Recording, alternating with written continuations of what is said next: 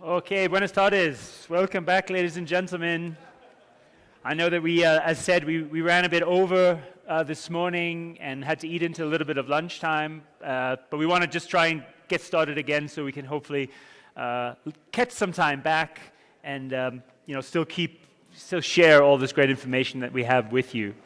So we're going to start now, even though the room for sure will continue to fill over the next hour. We've got a great session block coming up, really. The next two sessions strongly focused on vehicle logistics as well as changing dynamics in port and trade. So for the next hour and a half or so, you could really expect some great insight into that.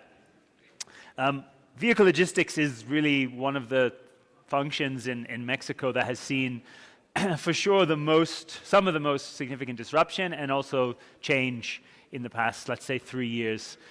If you were to compare, and you'll hear more about this, if you compare the vehicle logistics networks of some of the key players in terms of the ports they're using, in terms of VDC locations, and in terms of transport mode, you'd find an incredible diversity compared to what we saw just a few short years ago. Vibrant development of ports, new types of creative transport modes. But to do that, of course, has required quite a lot of not just collaboration with partners, but also internally at manufacturers to make those changes. And in some cases, of course, the changes maybe have come faster than the infrastructure or faster than some of the services that connect them. So there's still a lot of development opportunity at particular locations and in particular areas. So what we're going to do over the next, for the next session block, strong focus on speeding up the vehicle supply chain. What are ways that we can go faster? Both literally in terms of distribution, reducing dwell, reducing delivery time, but also in terms of decision making. How can we make faster decisions in the supply chain, particularly for vehicle logistics? And I think we've got some great best practice, some great insight from our speakers. We're going to start with a short presentation, and then we have some other experts who are going to come up and join. So I'm really excited to bring on our first guest, who has had some leading roles across both insurance and railways, and later for OEMs. Today he leads vehicle logistics and exports at Honda de Mexico. Very pleased to welcome Hector Martinez. Thank you, Hector. Thanks so much for being with us. Thank you very much. Stage is yours. Thank you. Okay, well, thank you very much, everyone. I will try to make it a little bit fast. I know that most of you will have food coma, so in order to avoid that, we'll try to make it fast and funny in this part. So we will talk about hitting the accelerator and make the logistics faster. We all logistics guys are very creative on how to make the things happen. We need to move vehicles, we need to move them really fast, we need to move components in order to avoid to stop our plants or have some shutdowns. So what is our key driver in case of the vehicles that we are moving? Well, the key driver that we're utilizing, it's railroad, so our rail transportation, it's basically where we are having all our shipments, and if there's any issue with the rail, well, we will have several concerns and we will have several increase of inventories, exactly what we have last year. So rail transportation is very important. Also, we need to check the port infrastructure. So we have our ports, we need to handle the volume. Most of the OEMs are utilizing Lázaro Cárdenas. Currently, we are utilizing Veracruz, but we need to have also good strength in case of the ports. We have also security concerns. In case of the security concerns that we're having, well, we have a lot of vandalism in some rail routes. We have also increased the robbery in case of the highways. With the support of all you guys, we have been supporting us and improving this part, but finally this is country situation that we need to check how to improve together, and we need to have fast processes. One of the key drivers that we will be focusing or that we are struggling with, and I think it's all the OEMs, it's purchasing processes. If we need to have new suppliers, we need to have one long period for uploading the supplier into our database, and then we can utilize the services. So based on that, we need to not only be creative as logistics guys, but we need to get support of our purchasing team in order to make everything fast.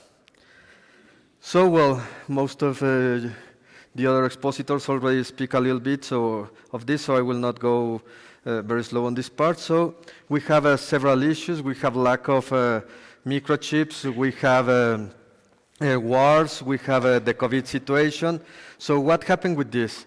We have like the normal shipments that we're doing, like this pace. Then when we have lack of components, our shipments were reduced, but we still keep producing units by the time the components arrive. Then we have like the normal production. On top of that, we have like the additional units that we produce in advance, and we're just waiting for these components. So finally, the network, the rail network was total a mess, but mainly because of us as well. Because we stopped shipments and then we duplicated shipments. There were some manpower issues with the COVID, so it was a mess. And finally, there are other items such as Ukrainian war, etc. But now we are getting more stable. Also, we have some issues with new participants on the Mexican network in case of new auto brands. Well, we need more equipment, and with this, we will be improving those issues. So what we have done in case of Honda in order to improve this part, or what we did last year.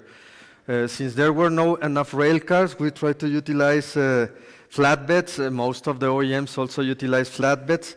It's not like the fastest in case of total volume, because we move 4 vehicles in a flatbed, and we can move over 600 vehicles in a train, but we need to keep moving the vehicles. Also, we changed our routing that most of the OEMs also did. We increased our ports coverage. We were utilizing just Veracruz and having as backup Lázaro Cárdenas. Now we are utilizing Altamira, Veracruz, and we still keep as backup Lázaro Cárdenas. But, for example, in case of the flatbeds, we were a little bit slow in order to start this operation because of the purchasing process that was a little bit slow.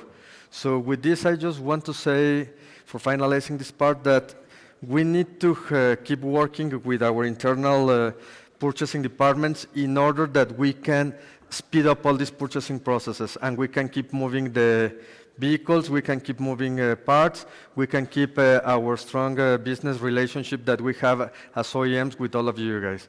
So this is all information I have for sharing, and this is what we are struggling, just a little portion of all the issues that we faced last year. Thank you very much.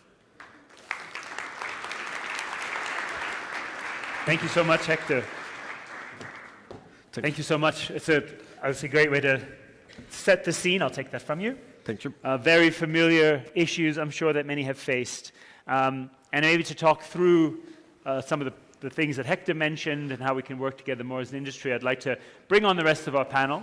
We'll also share a bit more information during the course of that, but I'd like to bring them on stage. For the first time at our events, the next speaker, he joined Nissan 10 years ago, had worked in parts, tooling, and raw material logistics, as well as network design.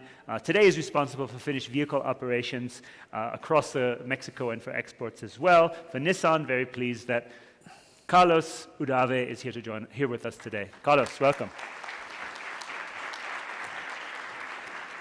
Welcome. Thanks so much for being with us. See you. Someone who is more familiar to our events, and I think we established that it's possibly every one that we've done, nearly. So that's his own kind of milestone. Joined Wallenius Wilhelmsen in 2007, has worked across a number of locations, and has led the operations here in Mexico since 2014. Roberto Zavala. Roberto, thanks very much for being back with us. And I can't get you, but you can see. We can all see you. Thank you so much, Roberto. There we are. Excellent. Last but not least, bringing more than 2 decades of experience to the Mexican logistics market, began his career in aerospace and has worked across a number of verticals. It's freight forwarding as well. Currently leads the automotive vertical at Maersk here in Mexico. focused on innovative solutions for car and battery logistics, Kazed Dalal. Thanks for joining us. Kazed. Welcome. Have a seat here. Maybe just I can start, Carlos, with you kind of jumping off the back of what Hector said. Clearly we've all lived through this to some extent, but can you give us a sense at Nissan, the kind of state of the nation, if you like, for your network, where you've had to adapt modes and ports? Does the situation look similar to Hector's, and how you set the scene for us a little bit there? Thank you, Chris, to stay here. It's a pleasure for us to present the experience and some actions that we take during this crisis.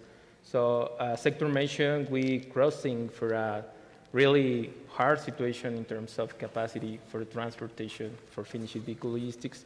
We needed to adopt a lot of different shipping ways in terms to have the sustainability of the business. And then we create a lot of new process. We needed to accelerate the internal process to have an approvals, to make a business case, and then in the operational feasibility in order to start as soon as possible and cover the market demand at the end. So now we feel more accountable because now we have some options in the market that we already developed. And then in case that we have another different crisis for the next few years, we have the options and we can adapt as soon as possible in case that will be necessary.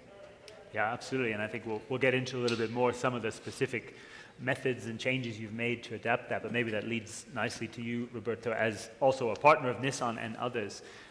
Give us a sense of what you're facing in terms of having to accelerate vehicle logistics here and some of the solutions and challenges you faced. And I think if we can pull up a slide that we have, we'll also put some context on the screen. So we'll get that slide up and here we go.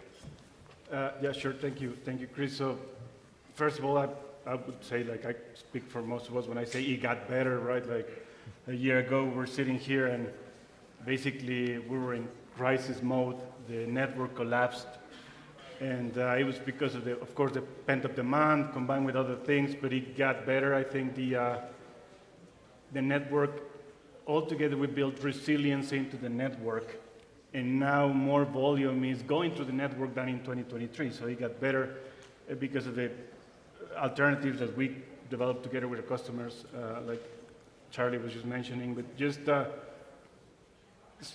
one important change that we saw was a shift from a centralized network where two main ports handling 80% of the volume to a more decentralized network where now it's still significant, right? So Veracruz and Lázaro still handle most of the volume. But there are two other ports now that emerge with more volume, Altamira and Mazatlan. So now it's more balanced. So that was a big change. And then, of course, the imports, right, which it's a big increase of imports. And then these ports, these other alternatives are absorbing the majority of this growth. And then if you can move to the next slide. So some of the things we did together with the customers to get out of the crisis mode and to go to a more stable situation was the deployment of some solutions like the dedicated short sea services, Mexico to the US East Coast, and this is something that is tracked from the plant to the dealers in the US. We have never moved more people between locations like we did last year and beginning of this one. Adding some flexibility from site to sites to address the peaks on the demand, and also adding velocity with this improved tracking of the vehicles, basically what I was saying before, from even before they are produced, and with help from our customers, we know that they're going to be bound to these dedicated services in loop, and that way we can improve velocity. And then maybe just on that point, the dedicated service is an interesting point to me. And Carlos, this is something that you I believe with WW and perhaps others, you've looked to and implement in some cases some dedicated services, haven't you? Yeah, we needed to implement some dedicated services during the last year. It was necessary because at the end we need to protecting the business and we needed to ship the vehicles as soon as possible. So before to take the decision to use these dedicated services, we needed to analyze a lot of things because at the end of the day, this is a business and we need to protect the cost, and we need to accelerate the approval to make a business case and try to combine some flows in order to have the balance with a fixed capacity that we have with some partners, and then check in the middle and long term what is the volumes for the future, and try to have in the most of the time with a good efficiency that flows, with a good loading volumes. So it is a difficult decision, but at the end, it's a good shipping way because you can have a secure capacity. Yeah. So we'll come into a bit more detail on the dedicated side and some of the strategic decisions to do that, including the panel. But Kazad, I wanted to turn to you because, I mean, one of the alternatives that we've seen arising is cars and containers. That's not the only, but certainly we saw perhaps from a niche to a bigger niche to, if not even a normal flow in some cases. So maybe you can set the scene for us a little bit and tell us what role that has been playing you've seen across the network and with your customers. Sure. So good afternoon, everybody. I hope you had a good lunch. So basically, with all the disruptions and the challenges that we have faced with the OEMs, we had to look for other alternatives. So we were looking at what could we think of, right? And these options were already there, but we started to think probably we should, instead of thinking outside the box, think inside the box, right? So that's how the container CIC came up. And what we do is an end-to-end solution for that. So you just have one provider who can give that service. So it was a value-added service to the customer at that time. So with the disruptions and the contingencies that were going on, you can see the flow right there. I'm not going to go in details with that. But it was an alternative solution to what others were offering. And that's how we were supposed to take some of the cars that the OEMs had. They had, in 23, it was a mess. They had 40,000 cars at the plants, nobody moving. So then all the other options of the flatbed and everything else were there, right? Everything was on the table. So I think it's a cars and container is a permanent solution. It's going to coexist because I see not just us, but many other suppliers investing in it. So I think it's going to be a more permanent thing where we have to coexist together. Yeah? So on that point, perhaps turning to the OEMs, I mean, to what extent, Hector, did Honda turn to cars and container? What role has it played? Is it playing as you go ahead now? Well, we keep moving with the trend that we're having. We utilize, as mentioned, the flatbeds. Then we stop utilizing and start going back to the normal rail pace. Mm-hmm. We have been improving the communication with the rail companies. We have been also improving follow-up with the vessel companies in order to keep moving our product. So I think what we learned is the communication is really needed. Maybe in the past we have once per week some communication with the suppliers, but now we're focusing more on very tight communication, but to keep clear communication in case there's any disruption from the OEM side or from the supplier side, to let us know or let everyone be in the same page and take countermeasure immediately. So I think that's what we also learn and the path that we're following currently. And Carlos, similar for you, cars and container playing a role, flatbeds playing a role, again, just to give a sense of how you approach that. Well, some of these shipping ways will take like a normal shipping way.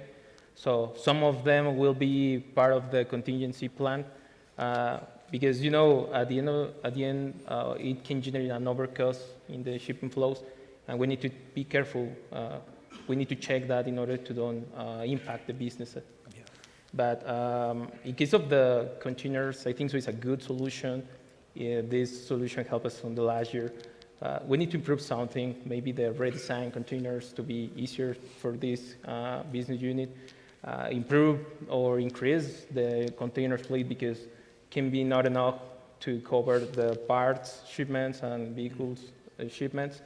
And then improve the cost to be more competitive. And if we achieve that factors, I think so can be considered like a normal shipping way in the future. Absolutely.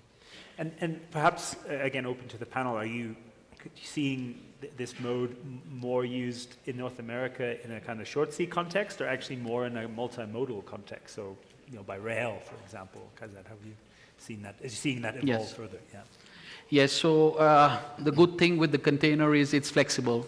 So we have other alternatives. So it could be a short sea solution, it could be a rail solution, and it could also be a 53 feet truck where you take it cross-border. So it gives you more options, more flexibility to move, right? So there are more alternatives to that. So, well, we set the scene pretty well there in terms of alternative modes that have come on. We've heard about the port network changes, as Roberto and others have alluded to. Maybe picking up on the network side.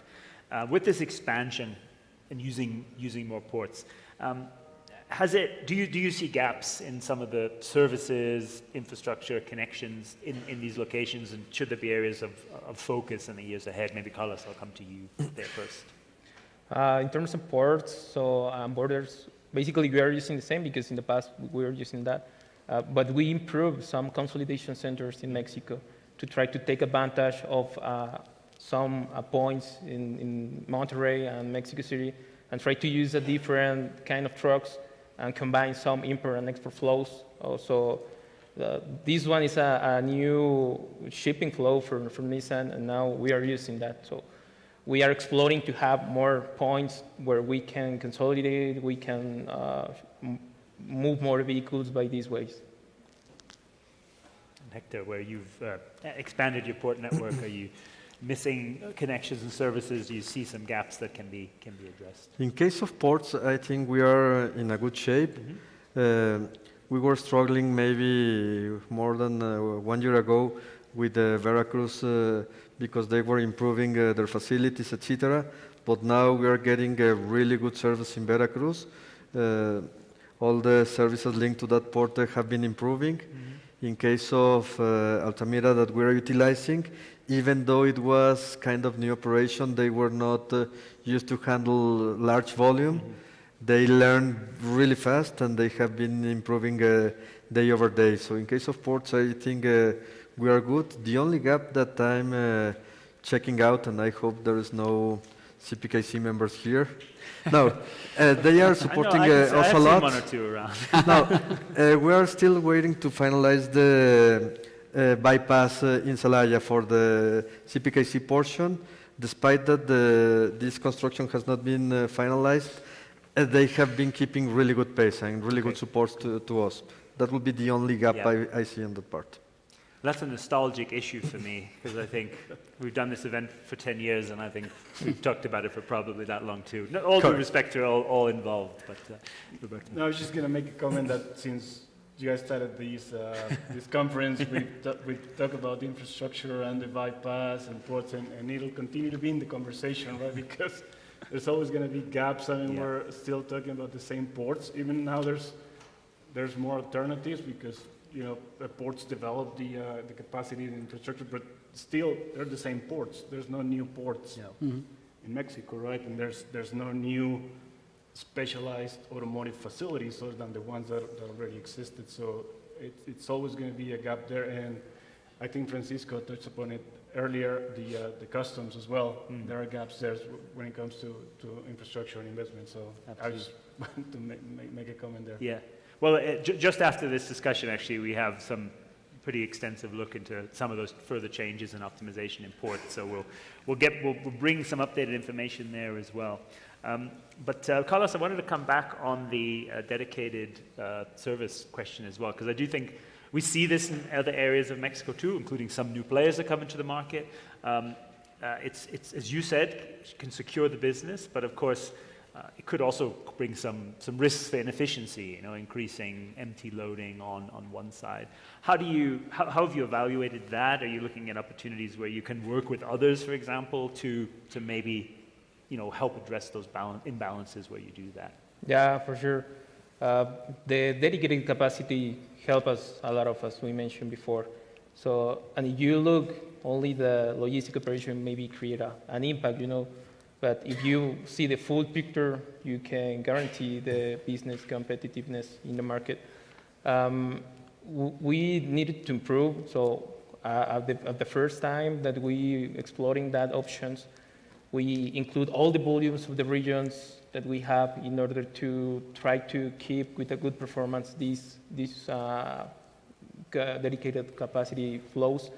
And then now we are having a good performance on there, but we are exploring more because the challenge for this year and maybe next year needs to increase the competitiveness of that flows and try to have a less cost and to have the same cost in a traditional way and the dedicated flows.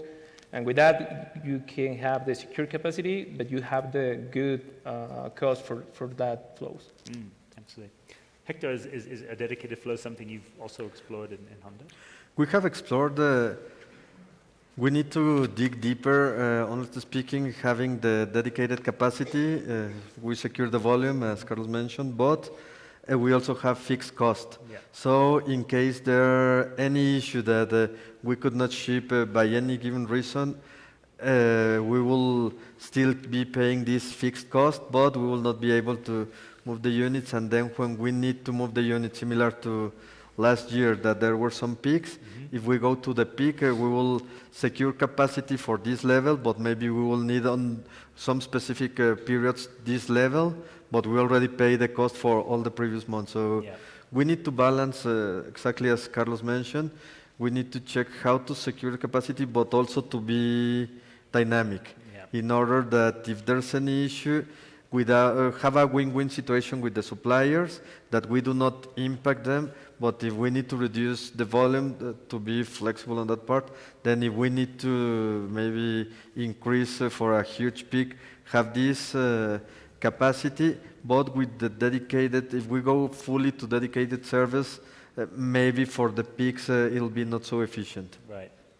So maybe from the providers, just to get a sense of how, I mean, maybe how you address those issues in terms of flexibility, so that, as you say, we don't raise the fixed costs so much so that it becomes inefficient, but at the same time respond very flexibly. May I start with you there, Rupert? Well, I think, I mean, dedicated doesn't necessarily mean you're putting all your eggs in one basket, right? It means you're balancing, so a portion of your volume is going to be dedicated. You still have another portion, like a big one, a share that is not.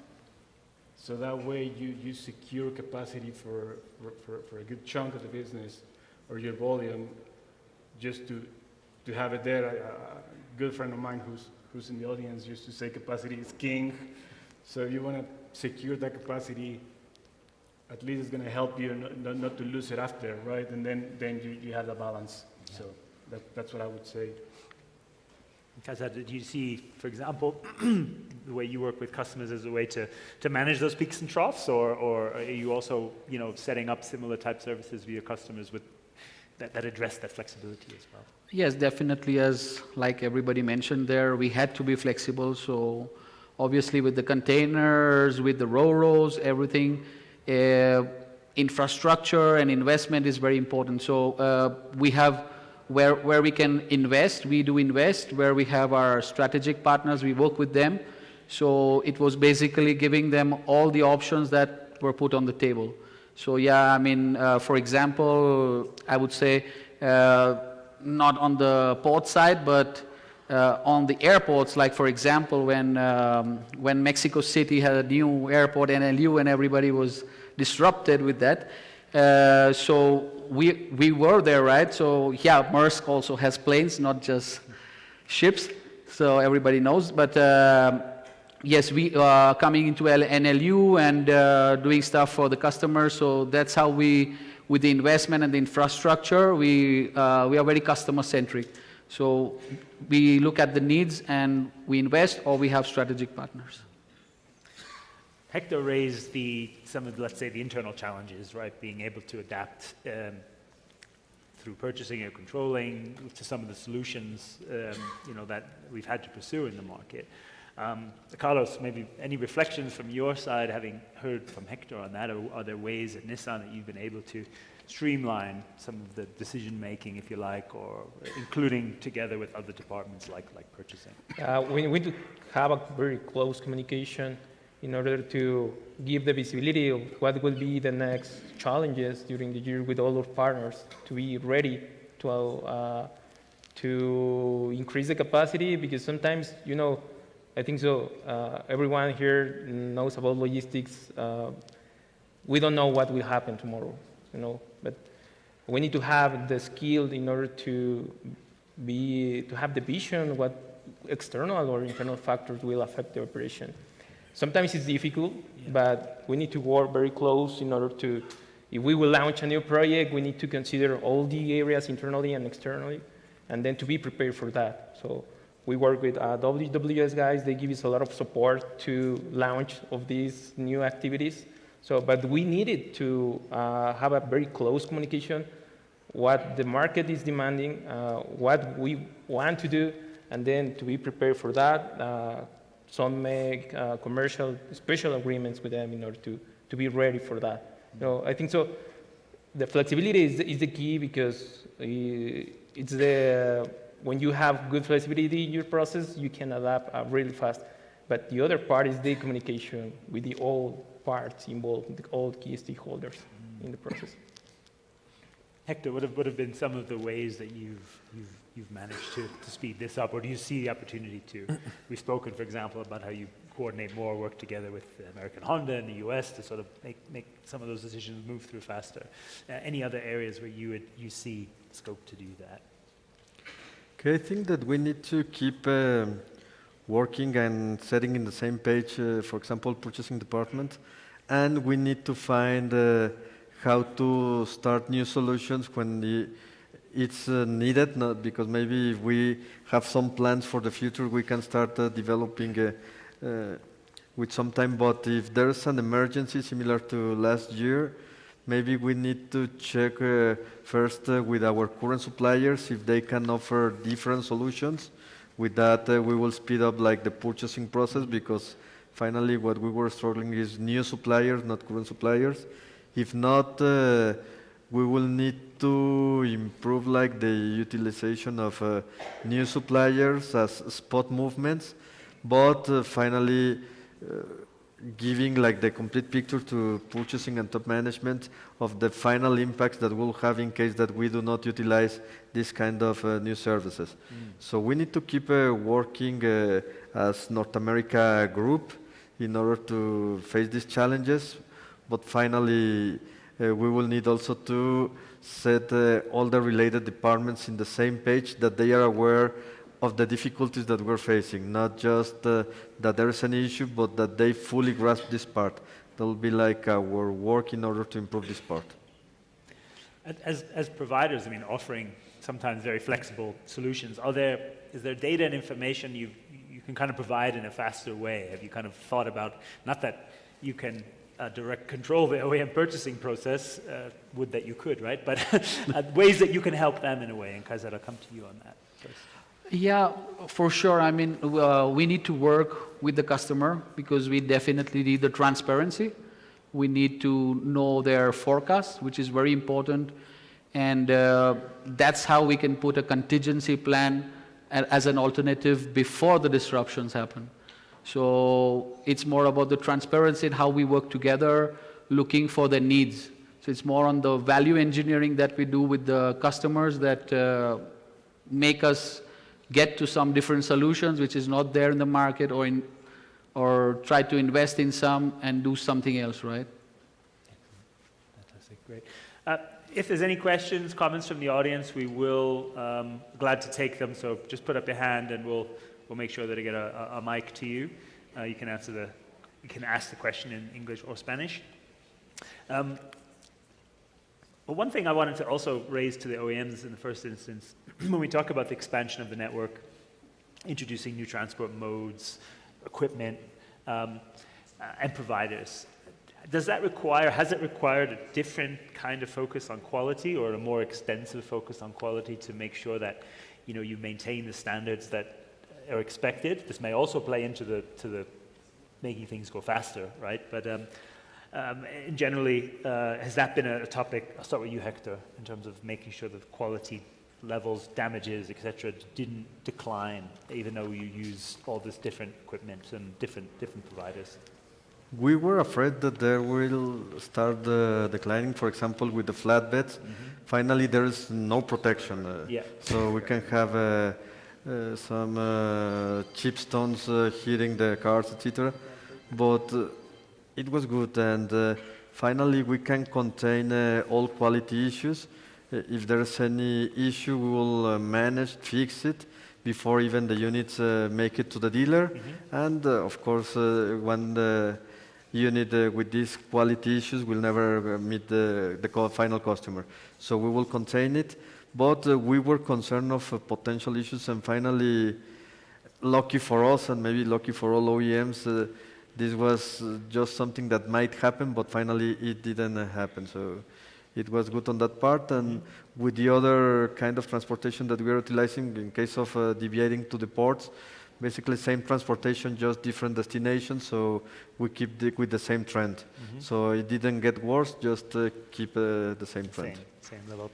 Carlos, at Nissan, similar, or have you talked about expanding the provider base? So did it come with different It's processes? a very good question, because when you have a change in your process, you have a risk to have more damage. In our case, at the same time that we started to running the business case, the commercial agreements, and operational feasibility, we needed to evaluate in terms of quality what we need to do in order to guarantee the origin quality of the product. We deploy a strong strategy based on that through audits in the process, sending trials, and doing some special devices for this special transportation, measuring KPIs, something like that. We can guarantee that the quality or origin of the vehicle is delivered at the final customer. If we generate damage at the end, we can deliver the vehicle to the customer. So for the reason, we needed to move faster in that way in order to deploy all the strategy before to start the real operation.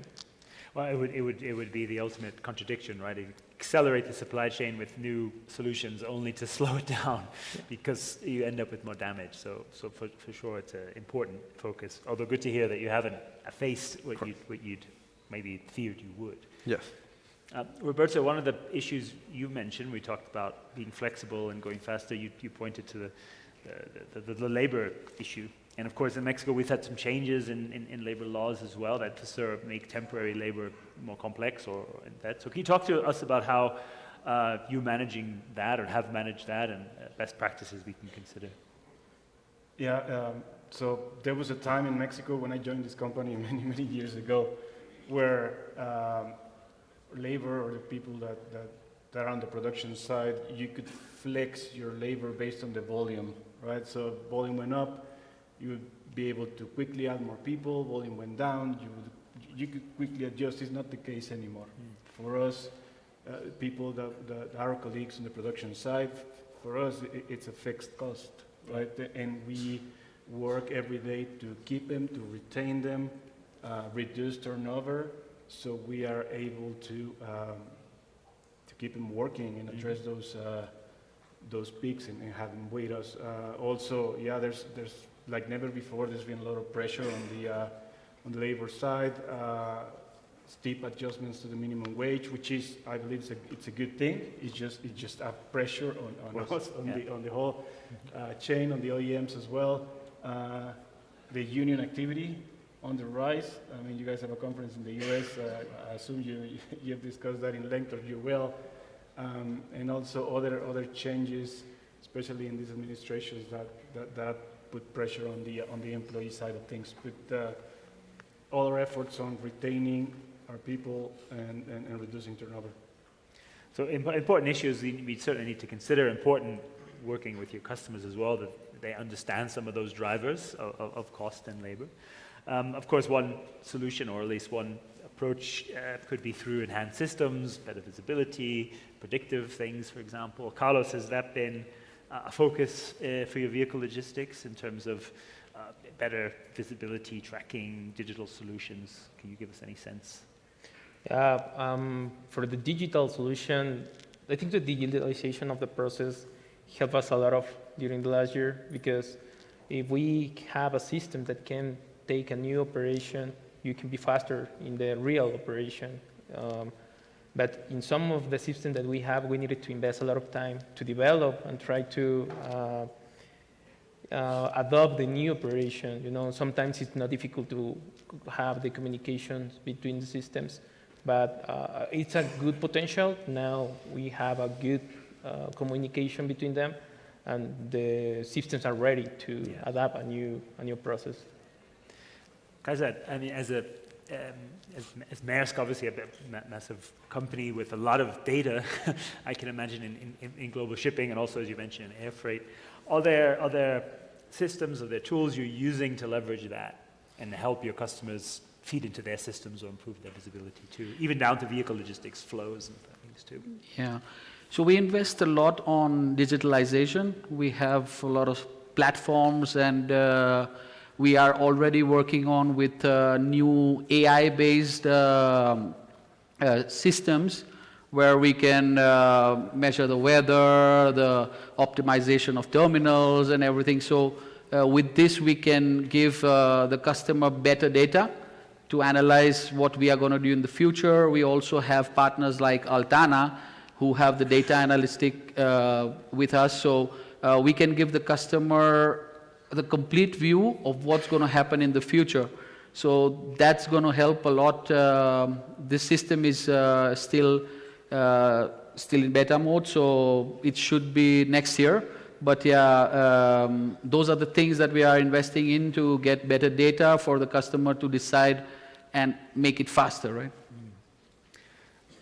Yeah, we just have a few minutes left, and we'll keep the time so that we can, get you to the gala dinner tonight as well. But one topic, maybe Roberto, I'll turn to you on this. When we talk about going fast in the supply chain, I mean, perhaps some companies that have set the new benchmark are some of the new players that have come in. We've seen pretty aggressive import strategies, taking direct control sometimes of their own supply chains. Is this something the industry can learn more from, do you think? Needs to engage more? Is your company engaging more to serve these new players in different ways? Because they're bringing new approaches, if you like, to Mexico. Yeah. So maybe not so new, but new approaches. You could say like satellite yards, or exactly. Different ways of handling the flows. But I think there is still a big opportunity out there that has to do with coordination from different suppliers, companies, or OEMs to take advantage of the capacity that is not utilized. Right. Like I know it's a taboo. It's been discussed many years, but things like co-loading or using better or together distribution networks still really not being used. I think there is a big opportunity there, and I think as suppliers, we should also take the lead there in trying to manage and coordinate those efforts and trying to bring up these opportunities to our customers and say, hey, I mean, there's a lot of space here that you could take advantage of. Yeah, for sure, and especially as Carlos mentioned, I mean, you need to secure the business kind of first and foremost. So understandably, that's the priority. So opportunities for other providers to show where they can do that but still be efficient. Let's do a last round. We'll do a quick fire 2030 vision for faster vehicle logistics in Mexico. Maybe like a 1 or 2 sentence kind of answer. So because it'll be super easy to do, I'm sure. But let's conclude in that way. So I'll start with you, Kaizen. Sure. So I think in the morning, JD Power mentioned understand your consumer. So I think everything starts with that. They are in the business of their consumer, and we are in their business. So we have to work together, understand the needs, and get to these solutions. We need that transparency. We need that workshops where we are working together, where we come up with different solutions, alternatives. And that's the only way to go, right, for the future. So I think that should be the most important for reaching our 2030 goals. I think what I would say is, in one word, uncertainty. Right? That's really what's coming. Volatility, uncertainty. But I think that together as a group, we've managed to be able to be comfortable with being uncomfortable. Right? And that's just the way it's going to stay.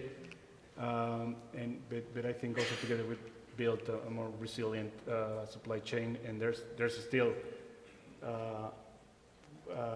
it was mentioned earlier as well that there's a lot of capacity there. Yeah, plants can still produce 1 million more vehicles, and I think consumers in Mexico can still buy 1 million more. Yeah. So if that's going to come, we need to make sure to stay resilient. I like the motto as well, certain in our uncertainty, comfortable in our uncomfortableness. So I think that says it well too. Carlos. Yeah, the capacity looks very well for this year. I think so next year looks like this one. We have a lot of market stabilization now, and then all the investment that the carriers is doing help us to have rail cars availability, trucks availability now. But the lesson learned is that we need to be prepared, because maybe in the next year we will have another disruption for some factor, and then we need to be ready. We need to have the options in the table. We need to have the standardization of that options to start as soon as possible. And if I conclude in 2 words or experiences that to be competitiveness, flexibility. Competitiveness, because when we launch a lot of projects, the cost can be higher than the traditional ones. But now, if we can work to have the same cost, so can be a competitiveness options, and then the flexibility, because every day we need to be faster. We need to put the vehicles with the customers. And if we can be faster taking decisions, if we can be faster in the adoption of the new operation, we can deliver this vehicle on time. So that is the most important part. Last word. Thank you very much. Last word to you, Hector. Okay, I think that we need to keep the pace of our final customers. We need to keep on their needs that they request, how they need it. And we need to keep moving really fast with the logistics supply chain. Last year it was move the units, do whatever you need to do, but move the units. This year I think it's get everything stable. Next year maybe, okay, you already have everything stable, now check what you can improve. So next year I foresee that it will be improving year, because as Carlos mentioned, the rail supply that impacts us a lot is getting stable and it's increasing. So now we will need to check how to improve this portion. I'm really looking forward to check how the AI starts improving these parts. I know that currently we're in diapers in those portions. We're still learning about that, and we will need to have new tools in order to explore this new technology. But I'm really looking forward that with AI, improving points, etc., we can keep the pace with the final needs of the customers, because finally that's our target, to meet the customers' necessities. So keep improving the next couple of years now that we're stable. Excellent. So some positive notes to end there. Looking to a future with more AI, more uncertainty, but things we can manage together, and certainly collaboration along the way. Thank you very much, all of you, for this great input. Please. We're going to move to a next session. As mentioned, is going to be focusing more on ports. But just a reminder, we're going to have a lot more to talk about finished vehicle logistics next year. As ever, it will be an interesting year. Those of you who want to dig deep with us, consider joining us in Huntington Beach, April 8th to 10th, where we're going to be talking all things vehicle logistics across North America. But now I'd like to hand over to